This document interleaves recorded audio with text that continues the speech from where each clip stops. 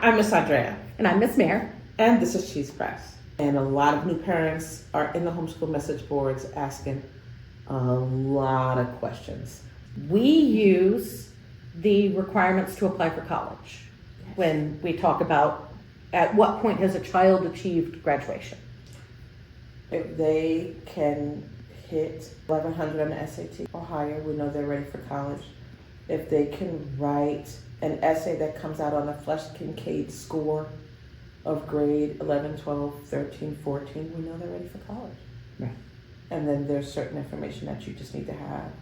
Like Well, you gotta have your American history and things of that nature. Because if you fill out a college application, colleges are going to look for certain subjects. They're going to look for 2 or 3 sciences. If you're going to MIT or Georgia Tech, they're going to want 4. Everybody's going to look for 4 years of language arts. Yes. 2 or 3 years of a social studies or history. Mm-hmm. It changes from year to year.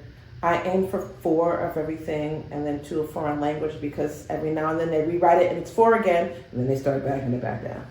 2 years of the same foreign language. Yes. Is generally what a college would like to see on an application. Mm-hmm. And so our advice to students as we're helping them prepare for graduating high school is to pick the most difficult school that they would consider going to. Mm-hmm. And that's the one that we want to make sure that they've got all of the credits for. Mm-hmm. That's the one we want to write their portfolio for, because Mm-hmm. if they can get into the hardest college that they're looking at, anything else on their list will be easy enough to get into. Right. Because that's how not only do you get in, but that's also how they give you money. Right. There was a thought in my head and it's gone. Oh, wow. So in talking about how homeschooling is not necessarily infinitely customizable, the reason that we encourage this college path, even though students might not be on a college path, Right. students might be on a trade path, students might be on an entrepreneurial path, awesome. In my Don't close doors. decades of being in, around, and observing homeschoolers, first of all, I realized there are actually 2 windows when the kid comes back and goes, I changed my mind, I am going to college. And some it's the year after they graduate, and the rest it's at age 24. And they will come back and say, you didn't make me do what I didn't want to do. Therefore, you failed me as a parent because I am not now equipped to go to college. So, whatever you do, parents out there in homeschool land, make sure that no matter what your child says they're going to do in their life, you have equipped them to go to college, at least community college, and then work their way up, right? There are two elements to that. So the first one is make sure that they've learned the required material to put them on par with their peers. That's one thing that if you read through all of the Reddit things, you see time and time again, young adults who are in their 20s, in their early 30s, I'm a successful whatever now, but I don't understand where things are in the world. I don't understand the relevance of these historical things that people are talking about. I don't understand how to do these basic math things that everybody around me seems to be capable of doing. So make sure that... I don't know how to have these conversations, so you could be in some kind of debate and talking and classes where they're talking back. Right. Yeah. Because you need to make sure that they've got the educational level to be on par with their peers. Because when they get out into the world, they're going to be with their peers. And so there needs to be some level of commonality there. And then the other part to that is your responsibility as a parent. Make sure that you have documented that education well enough that you're not trying to document it 5 years later. Look, if you're afraid of the documentation process, I'll do it for you. I'm going to charge you, but it's going to be reasonable. And then you're going to end up with a bound book that you can send to the colleges. But it's not that hard. I'll also link just a basic worksheet. So anywhere from take my basic worksheet to call me and go, I can't do it. Or have your kids drop their stuff in a Google Doc. Oh, absolutely. Running Google Doc. I said to her son 5 years ago, oh, write this essay and put it in a Google Doc. And he did it. And then he wrote another one. I'm like, put in the same Google Doc. And then I'm like, you didn't do your work. He's like, it's in the Google Doc. Every time I write something for you, it's in the same Google Doc. And I was like, what? And when it was time to do his work, it was all there. It was all in one Everything Oh. for his entire high school, all in one Newest place. essay on top. Yep.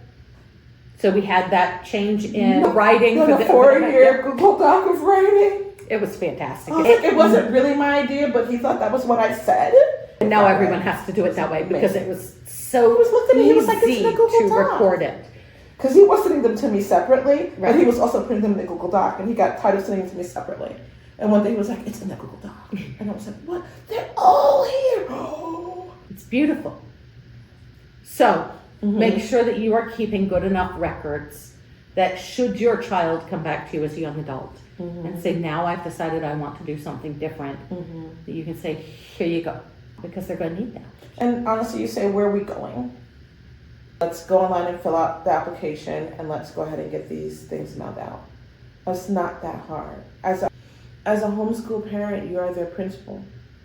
If they were in public school and decided to go to college 5 years later, they would be able to go back to that principal and give their records. Parents, stop losing your kids' homeschool records. Because we hear a lot about that on Reddit. Lots. If they were in public school, Yep. matter of fact, I'm 57 years old. Yep. I graduated the day I turned 18. Mm-hmm. My high school still has my records. Yep. Do not lose. I don't care what you got to do. Right. Put it in a safe, put it in a fireproof box. Have duplicates. Whatever you do, don't, if you hit a hard time in your life, don't put it in storage. Because a lot of people are saying it got lost in storage. Give a copy to somebody else. Don't lose your children's homeschool records until they have their bachelor's or associate's degree. Until there's another organization that can give them records of a higher degree. But as long as high school is their highest degree, it is your job as a parent to hold on to those records and make sure they have access to them. Yep. I'm serious. Don't play with me. I see it too much. Can't recreate someone's records 10 years later. That's called lying. You don't remember. There are people who have to try them. I've seen people have to try. I've told people 10 years out, just go on Khan Academy and work your way through it. So what you know. Yep. That or the alternative then is to go to your local community college and get a GED. Which is demoralizing. To some, it can be powerful. I don't know that there's the same stigma that there was when I graduated high school to when late 90s. In early homeschooling, telling a homeschooler Right. to get a GED wasn't his fault. Right. And in the late 90s, it was a lesser than. And now I think it's just, I didn't feel like tested going through for the it. crap. I took a test. So I think it's less of that stigma that it used to be. But if you don't have the records, you got to have something. So if you don't want your student to have to do that, keep the records. How are we doing? Check the reflection. It seems to still be recording. There's still a Okay, little red okay. bar at the top. All right. We've talked about that actually. We talked about that. So this is talking about homeschooling, straining your relationship with one or more of your children. So we've talked before that your number one goal as a homeschool parent is to mind that relationship with your child. And homeschooling can strain your relationship with one or more of your children. I know former homeschoolers whose children have gone no contact. There are usually two different reasons. And they all seem to be wrapped around the parent's ego. One reason I've seen is LGBTQ. Right. How you go homeschool your child for 10, 12 years and not know they're gay or admit it? Yeah. That's number one. Number two is this whole martyr complex. I put my life on hold for you. You had them. Nobody asked you. Here we are. You had them. Do the do. Right. But it's been wrapped around an ego where you give your child guilt trips for what you've done for them and try to control their journey through a toxic personality trait. If you need help as a parent coping with the sweat equity that you've had to do to bring your children up and homeschool them, get yourself help.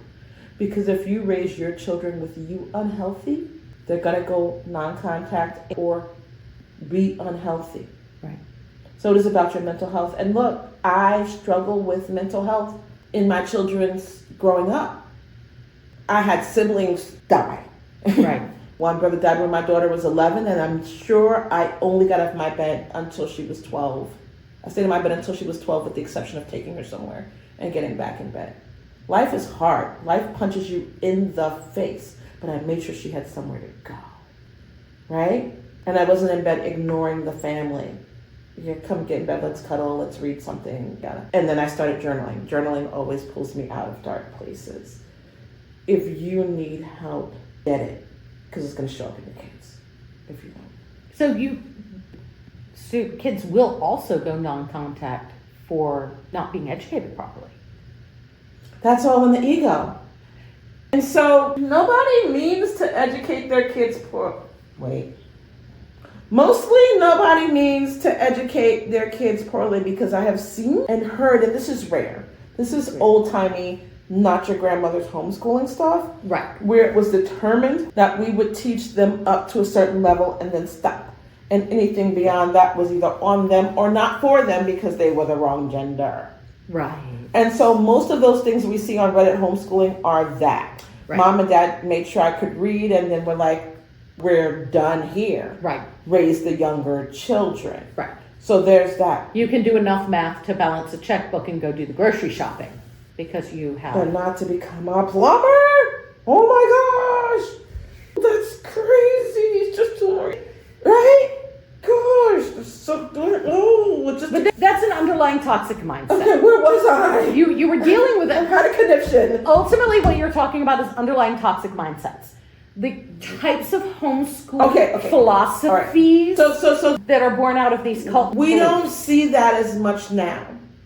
Because black people are homeschooling. No, I'm just kidding. But I am. You're not. But I'm not. Because we feel like we got something to prove. Well, So we're putting our whole back in it, right? So for the most part, we're putting our whole back in it. do we think that there are fewer of the people who are homeschooling to pass on these cult-like things? Or do we think that more types of people have entered the homeschool arena, and so it has modified the voice in the broader community? Your median homeschooler is college bound. Right. Where 15 years ago, your median homeschooler was homebound. Right. Marriage and children. And so those beliefs and practices still exist out there. Mm-hmm. But I was going somewhere. Yes. Where was I going? I don't know. Why would I know what your squirrels were doing? The squirrels. So, don't look at me. Stop. So that's the one type, right? Dang it. So what we've been talking about. Right. We've been talking about how homeschooling can damage your relationship with your children. Right. That was the core of this conversation here. Right. And so we had talked about parent egos, and we had talked about toxic educational. This is very important. Outside of what we just mentioned, right? Homeschooling parents don't plan to under-educate their children. They also don't plan to burn out. Right. Because we mentioned that earlier, that homeschool burnout's very much a thing. But they do. And so what happens is homeschooling is real stinking fun till about 5th grade. It is the time of your life, and I feel like everybody should do it. And then self-discipline infractions. And if those things don't happen, things start to fall apart. Kids start to push back. Parents speak to their friends, say things like, don't worry about it. It's going to come natural. Every child at their own pace, yada.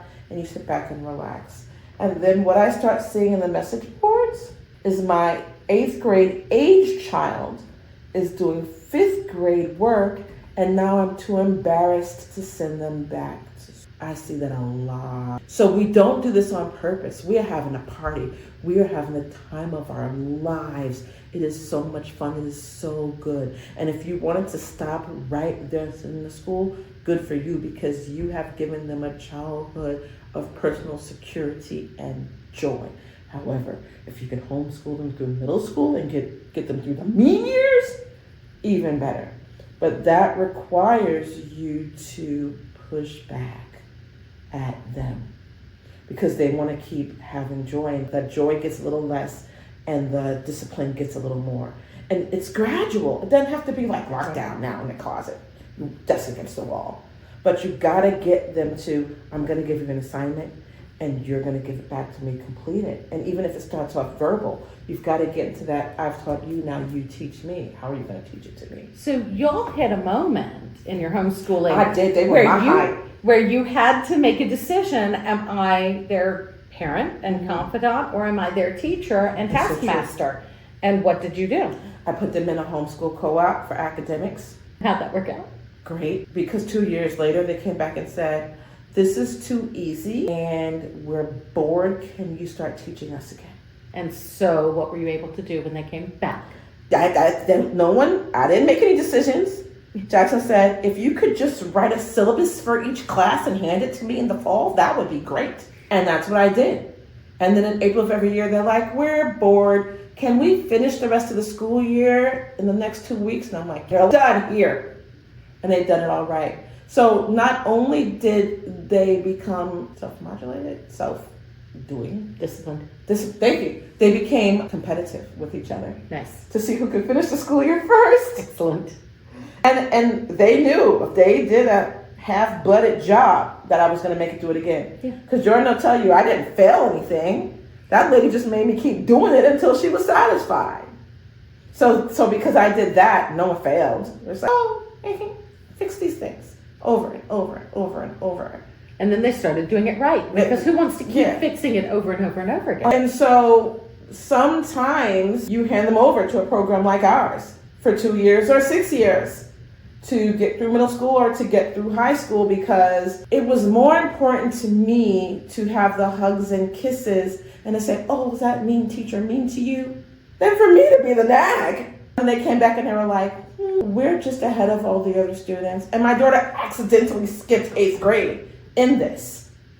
So it was just real apparent. The teacher, because it was mixed grades, so she was 6th, 7th, and 8th grade. And I said to the teacher, I said, Jordan's ready for high school next year. And she said, no, I said, next year's 8th grade, one more year to high school. And she looked at me and she said, oh no. And I said, what? She was like, she was doing better than everyone else. I just assumed she was 8th grade. She's done with middle school.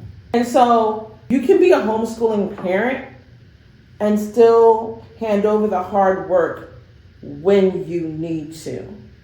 My kids came back and they were like, we'll stay in this homeschool co-op for arts, because they were acting and doing art and visual things. And as an artist, I didn't want to teach them art because I'm like, what do you mean? Just draw. I didn't want to give them that complex, right? As artists, it's really hard to teach your own children art. I did not teach my child to write. It's really hard. Could not teach my child to write. And so there's no shame in that game of saying, I'm going to let someone else be the bad guy, and I'm going to tell my kid, oh, well, they're so mean to you. Too bad you got to do that.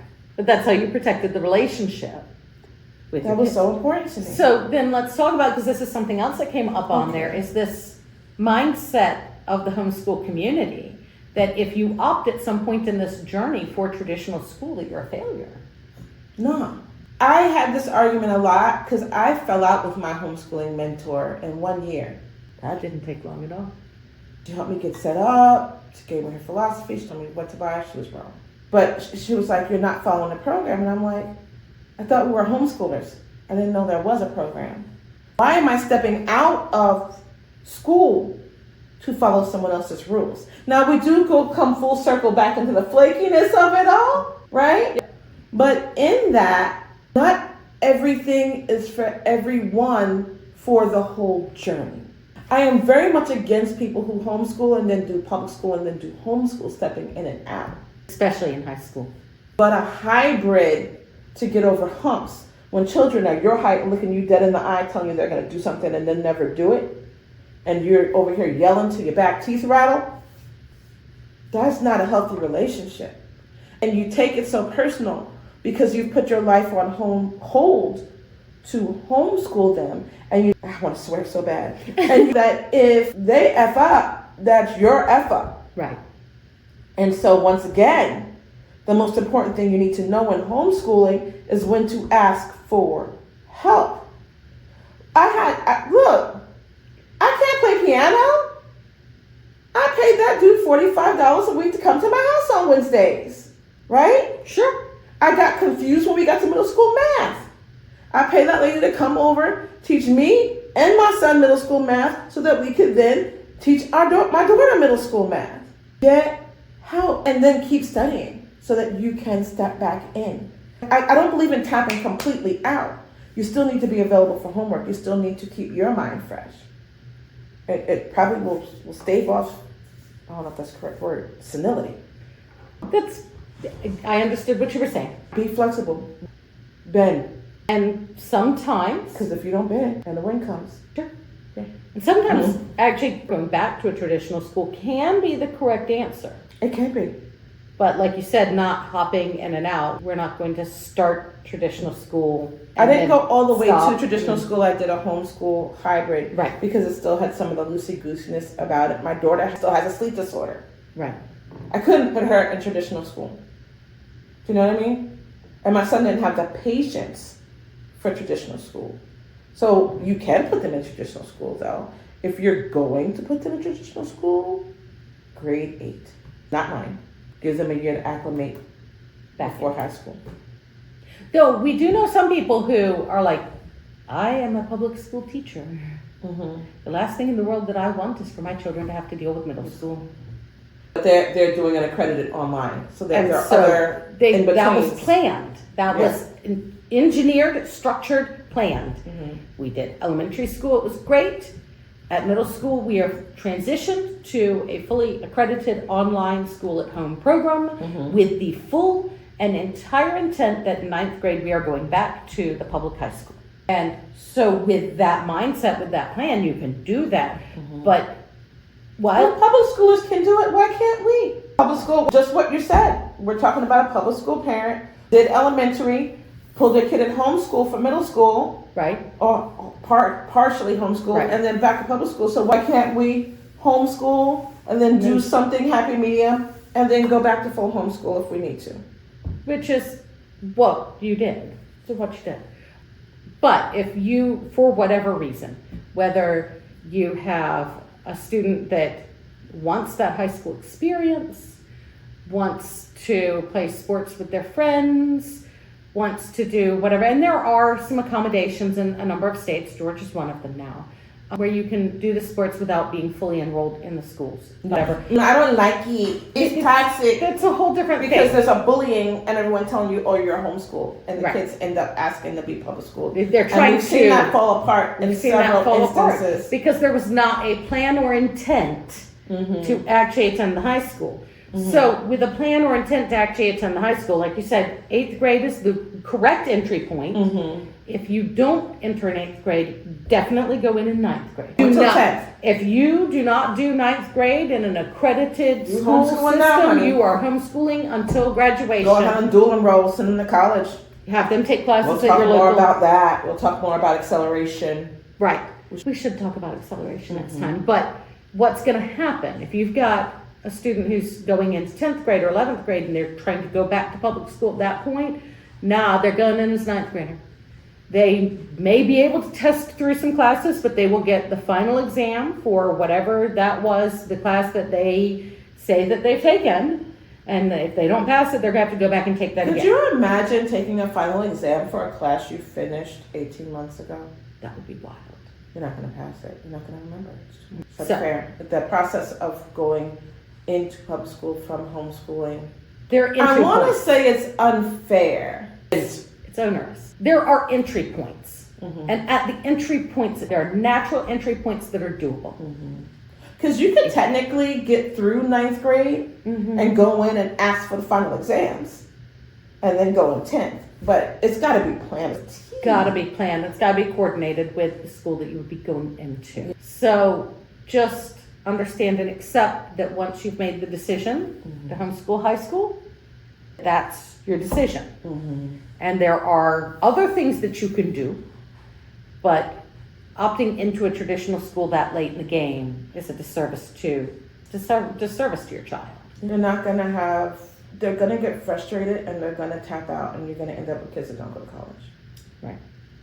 Well, and they'll also, going back to that whole discussion about young adults who feel like they've not been properly educated. And don't get me wrong, because here's the thing. A lot of people will chime in on those comments and be like, hey man, I went to public school and I don't know those things either. So there are issues across I the went board to public school and educationally? I was top of the class, and I flunked out of Fordham in one semester and had to go to community college and start over. I was top of the class, but I hadn't been taught discipline because I guess my teachers babied me. In my case, it was that learning absorbing the material came so natural to me in the high school setting that I did not have any of the work ethic. None. And so I got to college where you I can't think that's what it was. For not me. have No work ethic. And I have a bachelor's degree. My GPA coming out of college is a 2.13. Yeah. I graduated, thank you, Lottie. I didn't graduate soon enough, and I graduated. That's not bad. No, I graduated, thank you, Lottie. And in fact, to get my master's, I had a 4.0 because by then I had matured enough that I knew what I was doing and I had the self-discipline to complete my projects and my assignments and turn everything in on time and engage in the class. And we had study partners. I had figured that out in college by the time I got to by the time I got to my 5th, 6th, and 7th year, by then I had figured out the self-discipline. But by then I had already been on academic probation. By then I had carried 0 credit hours out of my last semester of school because I was planning a wedding, because that's what all of the super intelligent 20-year-olds do. Wild. 20-year-olds should not be trusted with anything. But that requires a level of maturity, which is why you often My family made me wait to get married. I couldn't get engaged until graduation, which then gave me a year to plan a wedding, and then we eloped. But that's why I didn't have that. Family, because we were getting married, but we couldn't get engaged. He couldn't give me a ring until I was graduated. We did a long engagement, so that would have been fine. But no, my family should have made me wait another year as well, so that I could actually have the degree. And they were happy. They were just like, focus. But that also kind of comes back to, you can have a child that you've raised all the way to young adulthood who can be, I'm not going to college, but then once they mature into those mid to late 20s, all of a sudden have a completely different view of things. I was a whole different student when I started doing things later in life than I was straight out of high school. I was Lisa Bonet. Can you picture Lisa Bonet going into Hillman? Perfectly coiffed hair, beautiful clothes, very well bred. And I came out with braids to my waist and seashells. Excellent. You change. And actually that person that came out looking like a wild child was smarter than the person who looked perfect. I don't have nothing to do with what we're talking about. No, it absolutely did, because that goes back to that. Make sure that you're keeping all of the records. Make sure that you've prepared your student for all of the eventualities of adulthood. You have a responsibility as a homeschool parent to make sure that your children are then prepared for everything the world could throw at them to the best of your ability. We don't know. The world changes so fast. The world changes so fast. And then hold on to the records. Make sure that they have the ability to think, to analyze, to reason, that they've got the basic skills that their peers are going to have. And it would be really cool, or maybe it wouldn't, because I think homeschoolers would hate this, if at the end of senior year, you could send the records to the state for safekeeping, just like their high school records are in safekeeping, and their public school and their school district. If you wanted, it would have to be an opt-in deal. It would be great if there was transcripts. There could absolutely be a nationwide clearinghouse. That's something that an NGO could do. That could just NGO business. That could just be something someone could start. It's like, do you want someone to hold on to? Make sure your kids' transcripts are right and hold on to them for future years. So I guess we're developing that service. I'm so sorry, Troy. Right. On that note, I think we're done. Troy is her husband. Our own personal web developer and computer programmer. All right. On that note, I think we are done. So, we hope you enjoyed these perspectives on some of the things about the cons of homeschooling. Every con can be turned into a proper planning and attention. Or can Every possible con. Or can be successfully navigated. We had an excellent speaker at Rotary this week, and one of the points that he covered was expect problems Did like that. because problems are going to happen. Mm-hmm. Be prepared to deal with them, and then choose which problems it is that you're going to spend your focus on. And sometimes you should pay. And sometimes you shoot the pig. He was a farmer. He actually literally meant shooting the pig. It was wild and hilarious. None of your children will be problem pigs, I promise. No, you don't shoot your children. Do not. But when you know what some of the problems are, you can be prepared to handle them, and our brains like to solve problems. Read the worst case scenario stuff. I know this is hard. Read the worst case scenario stuff because you might see little slivers in your spirit, and it'll make you whip that back into shape. Right. You'll identify where your tendencies might lie, and so you know what to be on the lookout for. Okay. All right. That's all. Until next Until time. next time.